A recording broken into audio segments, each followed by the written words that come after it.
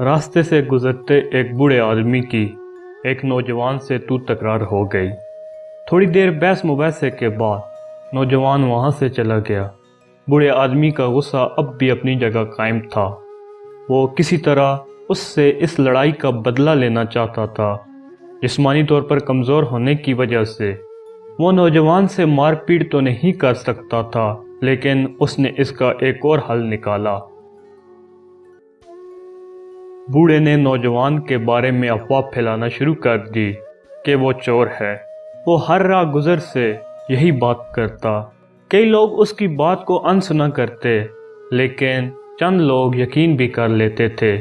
کچھ دن گزرے تو پاس کے علاقے میں کسی کی چوری ہو گئی۔ لوگوں کے دلوں میں بوڑھے نے پہلے ہی نوجوان کے خلاف شک ڈال دیا تھا۔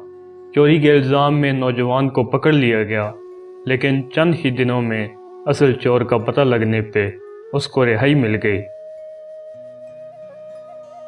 رہا ہوتے ہی اس نے علاقے کے سردار سے بوڑھے آدمی کی شکایت کی، جس کی بنا پہ بوڑھے کو پنچایت میں بلایا گیا۔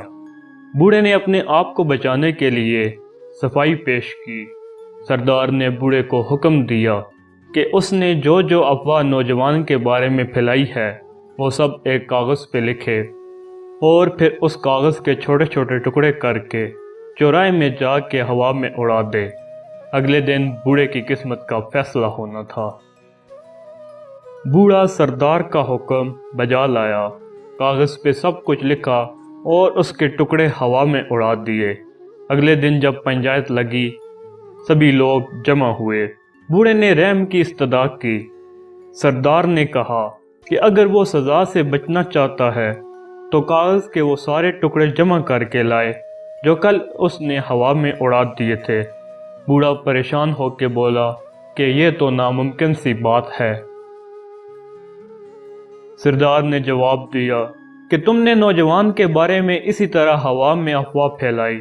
تمہیں خود بھی اندازہ نہیں ہے کہ تمہاری یہ افواہ کہاں کہاں تک پہنچی ہوگی۔ اگر تم کاغذ کے ٹکڑے واپس نہیں لا سکتے تو وہ افواہ کیسے واپس لاؤ گے، جس کی وجہ سے نوجوان بدنام ہوا ہے۔ بوڑھے نے ندامت سے سر جھکا لیا۔ کئی بار ہم بنا تصدیق کے لوگوں کے بارے میں افواہیں پھیلانا شروع کر دیتے ہیں۔